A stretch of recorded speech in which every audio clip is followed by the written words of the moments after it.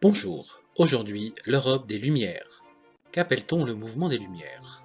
C'est un mouvement composé de philosophes, de savants, de lettrés, qui pensent que la raison et la connaissance peuvent éclairer, comme une lumière, le monde. Ce courant circule dans toute l'Europe au XVIIIe siècle. Les philosophes prennent une part extrêmement importante dans ce mouvement des Lumières. Ce sont des penseurs qui placent la raison au cœur de la pensée. Quelles sont les principales idées des philosophes des Lumières? Voltaire est un philosophe qui va dénoncer par exemple l'intolérance religieuse et lutter pour la liberté d'expression. Diderot, un autre philosophe, écrivain du siècle des Lumières, va passer une grande partie de sa vie à diriger et à publier des articles de l'encyclopédie. Il veut ainsi, avec d'Alembert, son confrère, réunir l'ensemble des pensées de l'époque. Nous y reviendrons.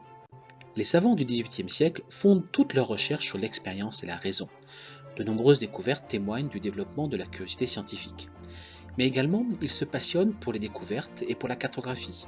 On cherche à cartographier et on lance de grandes expéditions partout sur la Terre. Toutes ces idées, la lutte pour la liberté, pour l'égalité, la lutte contre l'intolérance religieuse, vont amener à remettre en question la société d'ordre de l'Ancien Régime, avec ses privilèges et ses privilégiés, mais également à remettre en cause l'absolutisme royal mis en place sous Louis XIV. Comment toutes ces idées se diffusent-elles? Les idées des Lumières vont être diffusées grâce notamment au développement de la presse. Ces courriers ou gazettes vont se diffuser un peu partout en Europe et ainsi permettre la diffusion des principales idées du courant des Lumières.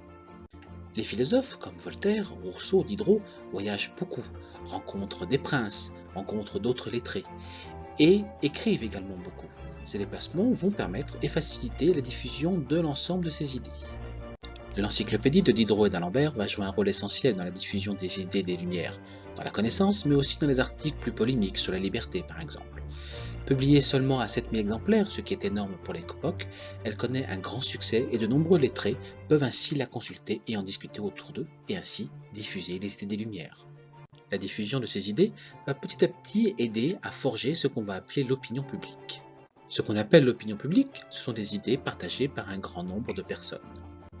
Les salons, d'origine souvent aristocratique ou de la grande bourgeoisie, accueillent souvent les philosophes et les lettrés. On y discute de philosophie, de nouvelles, de peinture. Ces lieux vont permettre et faciliter la diffusion des idées des Lumières. L'opinion publique se forge aussi parmi le peuple, notamment grâce à la lecture de la presse, dans les jardins par exemple, mais aussi dans tous les lieux de sociabilité, aux veillées, et puis aussi un petit peu dans les cafés qui commencent à apparaître à cette époque, même si ces lieux sont surtout réservés à une certaine élite. Cette opinion publique va jouer un rôle essentiel dans la Révolution française qui débutera en 1789. Mais ceci est une autre histoire. Merci.